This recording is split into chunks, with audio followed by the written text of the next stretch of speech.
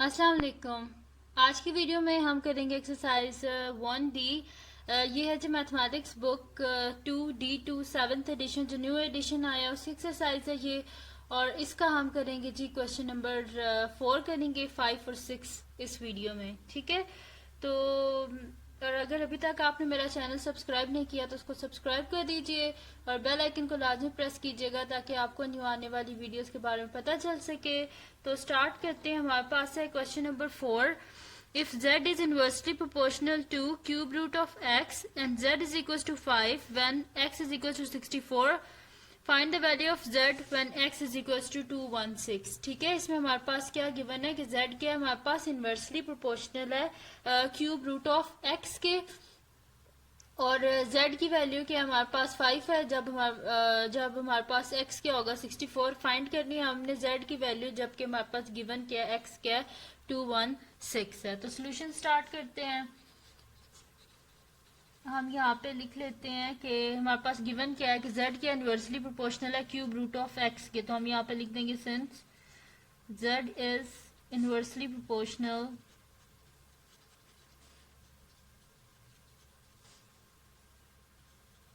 z is inversely proportional to cube root of x। ठीक है, z क्या हमारे पास इनवर्सली प्रोपोर्शनल है क्यूब रूट ऑफ x के। तो यानी कि किस तरह लिखा जाएगा, z प्रोपोर्शनैलिटी का sign 1 by cube root of x। ठीक है, तो हमें यहाँ पे ये प्रोपोर्शनैलिटी का साइन नहीं चाहिए, तो इसको हटाने के लिए यहाँ पे हम एक कांस्टेंट इंट्रोड्यूस करेंगे। तो k को हम एज अ कांस्टेंट ले लेते, तो हमारे पास क्या आ जाएगा, z is equals to k by cube root of x। ठीक है, हमारे पास इस तरह हो गया है z is equals to k by cube root of x।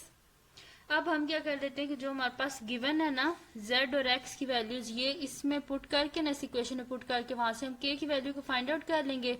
जब हमारे पास k की वैल्यू होगी ना, फिर हम क्या कर देंगे, उसी इक्वेशन में k की वैल्यू और x की वैल्यू को पुट करके z की वैल्यू को हम फाइंड आउट कर देंगे। ठीक है, तो हम यहाँ पे लिख देते हैं when z is equals to z is equals to 5 and x is equals to 64। यानी कि जब हमारे पास z 5 होगा और x 64 होगा, वो इस इक्वेशन में हम डाल देते हैं। तो हमारे पास क्या है, z is equals to k by cube root of x। तो z की जगह वैल्यू लिख दें 5 is equals to k by cube root of 64। ठीक है, तो अब नेक्स्ट स्टेप में करते हैं 64 किसका क्यूब होता है, 4 का। 4 इंटू 4 16 एंड 16 4 64। ठीक है, तो यहाँ पे हमारे पास क्या आ जाएगा 4 क्यूब। तो 5 is equals to k by cube root of 4, और 4 का क्यूब होता है 64। क्यूब एंड क्यूब रूट आपस में कैंसिल आउट हो गए हमारे पास। तो यहाँ पे हमारे पास क्या आ जाएगा, 5 is equals to k by cube root cancel out हो गया, हमारे पास क्या आ गया 4।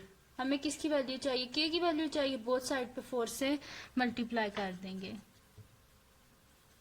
तो 4 5 20 इज इक्वल्स टू क्या आ गया हमारे पास k, यानी कि k की वैल्यू हमने क्या फाइंड आउट कर लिया 20। अब यहाँ पे इसी इक्वेशन में k की वैल्यू को पुट कर देते हैं। ठीक है, तो हमारे पास इक्वेशन क्या बन जाएगी, z is equals to 20 by cube root of x।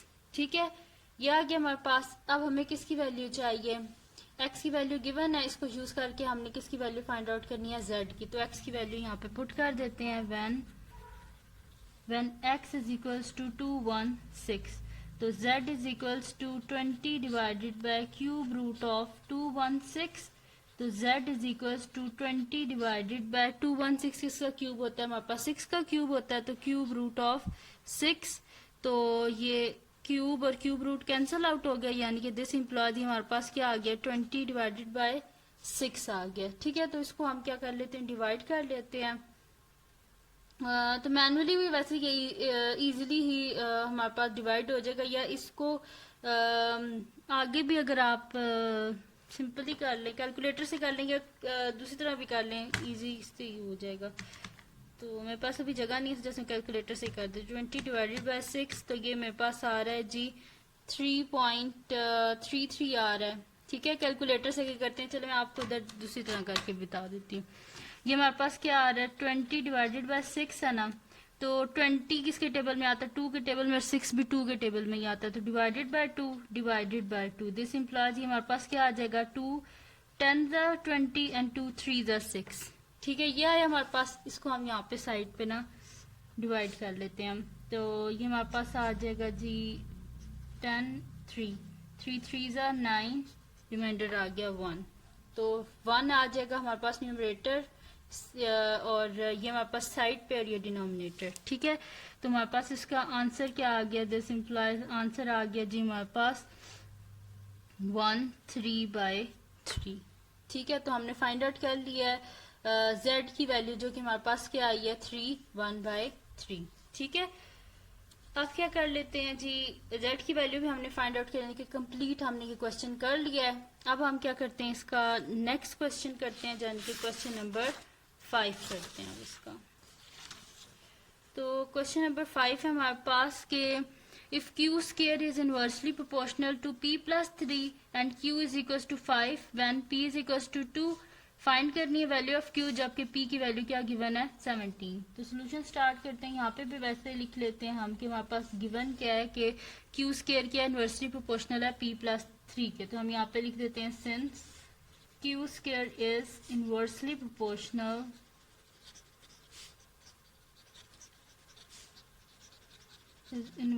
Proportional to p plus 3। ठीक है, q स्क्वायर के हमारे पास इनवर्सली प्रोपोर्शनल है p प्लस 3 के।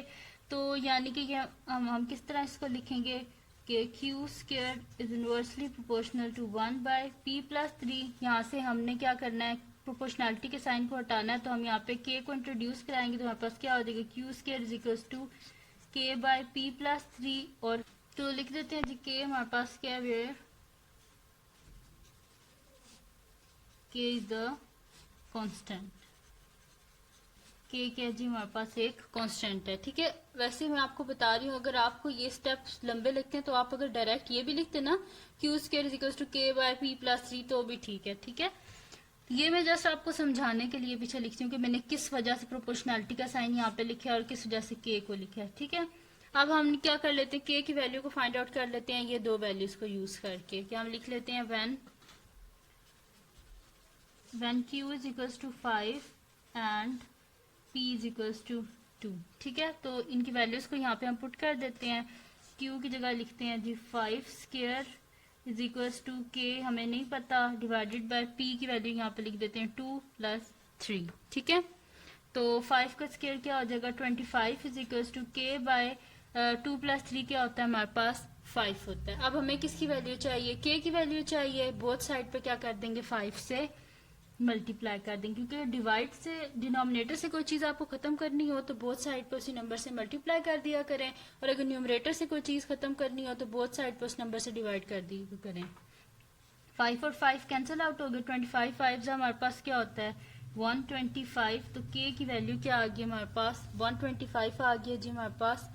k की वैल्यू इसको पुट कर देते हैं हम इस इक्वेशन में। ठीक है, तो हमारे पास क्या हो जाएगा, क्या है जी q square is equals to k by p plus 3। This implies हमारे पास क्या हो जाएगा q square is equals to 125 by p plus 3। ठीक है, ये क्वेश्चन हमारे पास क्या बन गया q square is equals to 125 by p plus 3, क्योंकि हमने इसमें क्या कर दिया k की वैल्यू को पुट कर दिया। ठीक है, तो अब हम क्या कर लेते हैं, यूज कर लेते हैं जब हमारे पास p क्या होगा 17, उसको यूज करके हम q की वैल्यू को फाइंड आउट कर लेते हैं। ठीक है, तो अपनी इक्वेशन लिख लेते हैं। हमारे पास क्या है जी q square is equals to 125 by p plus 3। यहाँ पे लिख लेते हैं जब हमारे पास होगा when p is equals to 17। p की जगह p की वैल्यू को पुट कर देते हैं। हमारे पास क्या आ जाएगा q square is equals to 125 divided by 17 plus 3। तो q square is equals to 125 divided by 20।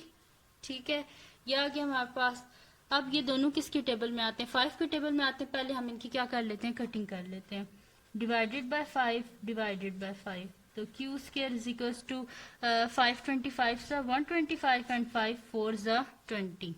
हमें किसकी वैल्यू चाहिए, q की वैल्यू चाहिए। बोथ साइड पे स्क्वायर रूट ले लेते हैं। ठीक है, तो हमारे पास क्या आ जाएगा q इज इक्वल्स टू, जब हमारे पास स्क्वायर रूट हटता है तो उसकी जगह क्या आ जाता है प्लस माइनस। 25 किसका स्क्वायर होता है 5 का, एंड 4 किसका स्क्वायर होता है हमारे पास 2 का। ठीक है, तो हमारे पास क्या आ गया जी q is equal two plus minus 5/2। अच्छा, जो हमारे पास होती है ना जो फ्रैक्शन होती है उसमें कभी भी न्यूमरेटर डिनोमिनेटर से बड़ा नहीं होना चाहिए। यहाँ पे क्या न्यूमरेटर बड़ा है तो उसको साइड पे हम क्या कर लेते हैं, डिवाइड कर लेते हैं, मिक्स में लिख देते हैं 5 और 2, 2 2 ज़ा 4 1, यानी कि इस तरह लिख लें आप, इस तरह मिक्स नंबर में लिख लें, या फिर अगर इसको डिवाइड करके पॉइंट में लिखते हैं वैसे लिख लें। तो 5 को जब हम डिवाइड करेंगे 2 से, तो वैसे तो 2.5 आता है लेकिन फिर भी कर लेते हैं 5 डिवाइडेड बाय 2, तो ये देख लें जी हमारे पास क्या आ रहा है आंसर 2.5। तो Q इज इक्वल टू, अब मिक्स नंबर में लिख लें, पॉइंट्स में लिख लें, जैसे भी लिख लें, आंसर ठीक है आपका। ठीक है, तो Q की वैल्यू क्या आ गई हमारे पास प्लस माइनस 2.5, या फिर इस तरह मिक्स नंबर में लिखना भी आपकी मर्जी है, लेकिन इस तरह नहीं रहने देना, क्योंकि कभी भी हमारे पास जो फ्रैक्शन होती है ना, फ्रैक्शन में कभी भी न्यूमरेटर डिनोमिनेटर से बड़ा नहीं होना चाहिए। ठीक है, प्रॉपर फ्रैक्शन में। तो अभी हम कर लेते हैं, ये हमारे पास हो गया जिसका क्वेश्चन नंबर 5। बड़ा इजी सा ये क्वेश्चन था, कोई मुश्किल नहीं थी, सिर्फ इसमें हमने Q की वैल्यू को फाइंड आउट करना था। अब हम करते हैं जी इसका नेक्स्ट क्वेश्चन, जो कि हमारे पास है जी क्वेश्चन नंबर 6 है। क्वेश्चन नंबर 6 के हमारे पास के गिवन दैट टी के हमारे पास इन्वर्सली प्रोपोर्शनल है एक्स क्यूब के, हमने कंप्लीट करना है, ये स्टेटमेंट को यूज करके हमने टेबल कंप्लीट करना है। तो हम यहाँ पे सोल्यूशन लिख लेते हैं। तो जी हमारे पास क्या है, गिवन क्या है कि टी के इन्वर्सली प्रोपोर्शनल एक्स क्यूब के, तो हम यहाँ पे लिख देते हैं since t is inversely proportional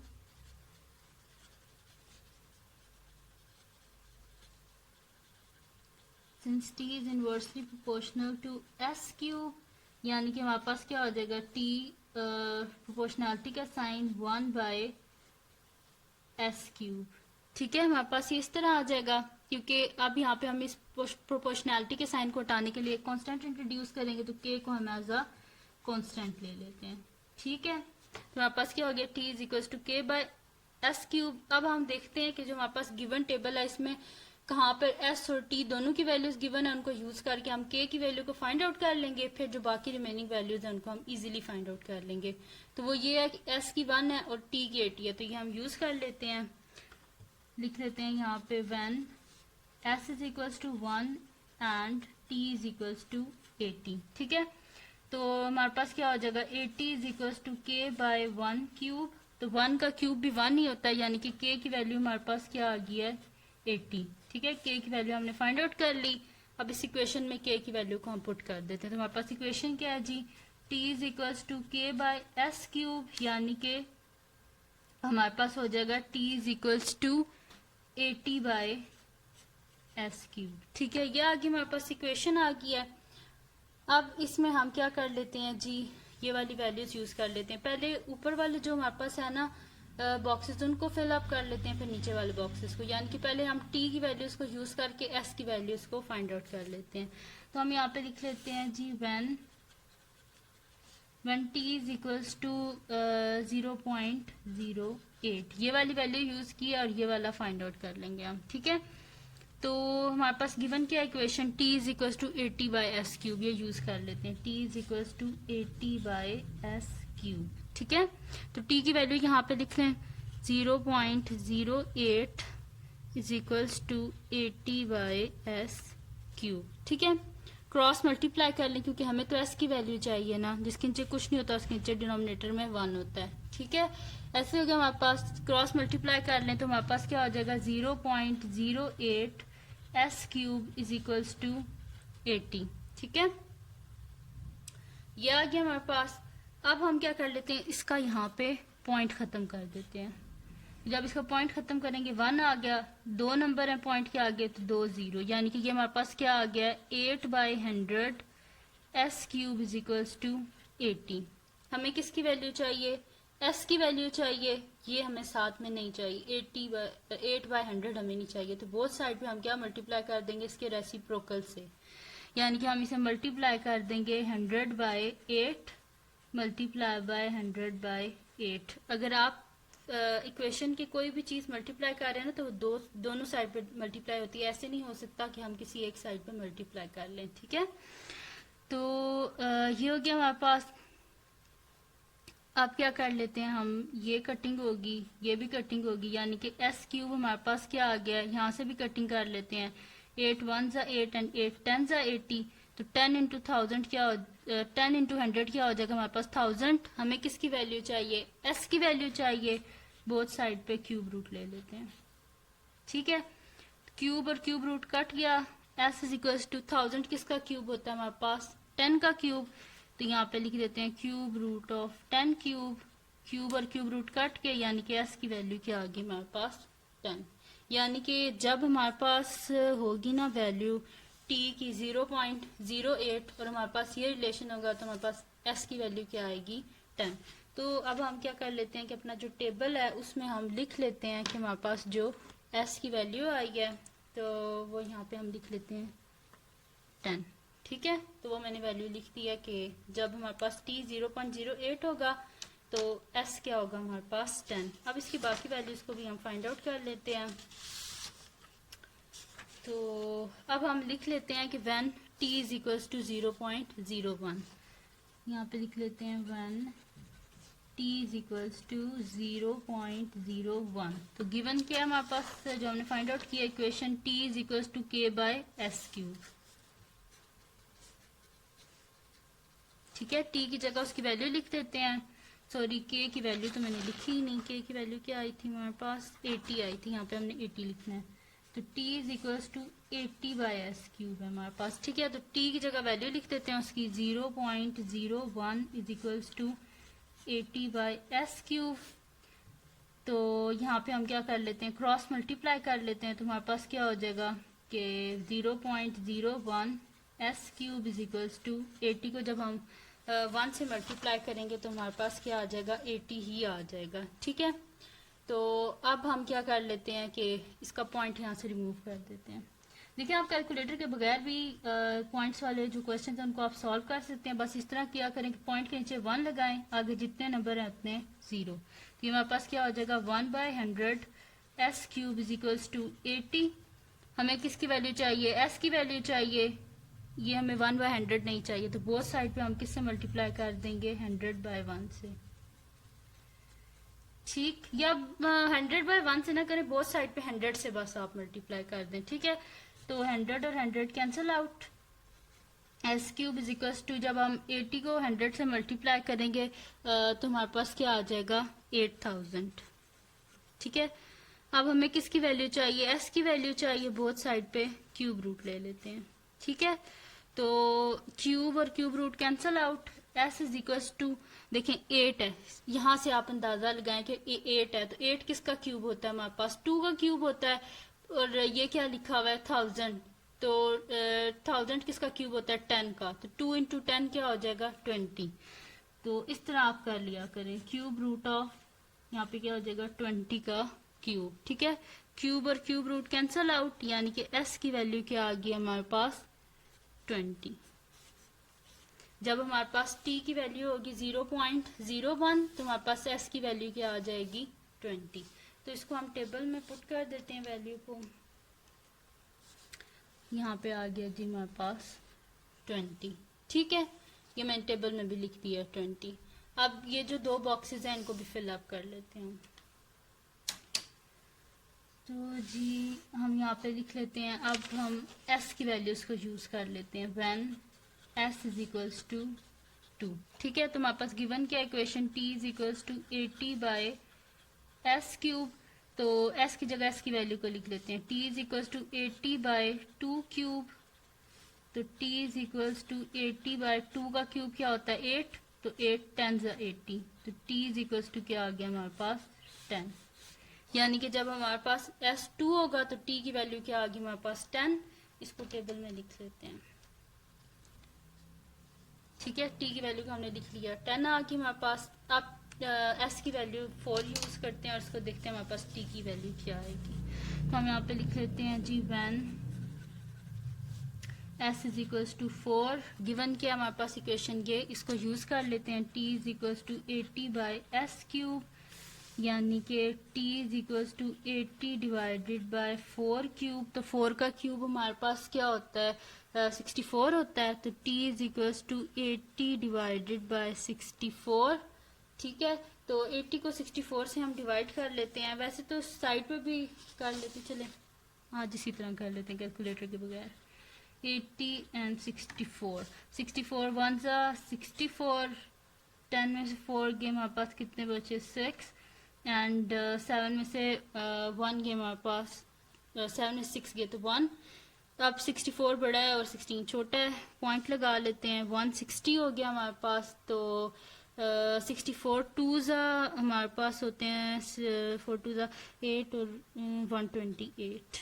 ठीक है, माइनस कर लेते हैं। 10 में से 8 गए 2 एंड 5 में से 2 गए 3, पॉइंट ऑलरेडी ऊपर है। 320 हो गया हमारे पास, तो 64 5 होते हैं हमारे पास 320। ठीक है, तो ये हमने डिवाइड भी कर लिया है, तो हमारे पास आंसर क्या आ गया 1.25। तो हम यहाँ पे लिख देते हैं t इज इक्वल्स टू 1.25। तो ये आ गया जी हमारे पास वैल्यू t की, जो कि हमारे पास आई है, ये पॉइंट है। ठीक है, t की वैल्यू क्या आई है 1.25। तो जब हमारे पास s की वैल्यू 4 होगी तो t की वैल्यू क्या आएगी हमारे पास 1.25। तो ये हम अपने टेबल में लिख लेते हैं यहाँ पे 1.25। ठीक है, तो टेबल को हमने कंप्लीट कर लिया है। ये थी जी आज की वीडियो, जिसमें मैंने आपको 4, 5 और 6 क्वेश्चन कराया एक्सरसाइज 1D का। एक्चुअली पहले मैंने 1D कंप्लीट करानी थी, लेकिन काफ़ी सारे स्टूडेंट कह रहे थे कि चैप्टर 2 करवाएं, उसका उन्हें समझ नहीं आ रही है, तो दैट्स वाई मैंने फिर चैप्टर 2 स्टार्ट करवा दिया था। तो अभी ये है कि चलें, इसके जो बाकी क्वेश्चन हैं इंशाल्लाह कल भी वो मैं अपलोड कर दूंगी, और साथ साथ चैप्टर 2 की भी अपलोड करती रहूँगी। काफ़ी सारे स्टूडेंट कह रहे हैं प्रैक्टिस नाउ करवाएं, तो इंशाल्लाह उस पर भी वीडियो बनाऊंगी। तो बस ये थी आज की वीडियो। अगर आपको पसंद आई हो तो इसको लाइक कीजिएगा, मेरे चैनल को सब्सक्राइब कीजिएगा और बेल आइकन को लाजमी प्रेस कीजिएगा, ताकि आपको न्यू आने वाली वीडियोस के बारे में पता चल सके। और अपने फ्रेंड्स से भी कहिएगा मेरे चैनल सब्सक्राइब कर दें, और उनको भी वीडियो शेयर कर दीजिएगा। और दुआओं में याद रखिएगा। अल्लाह हाफिज़।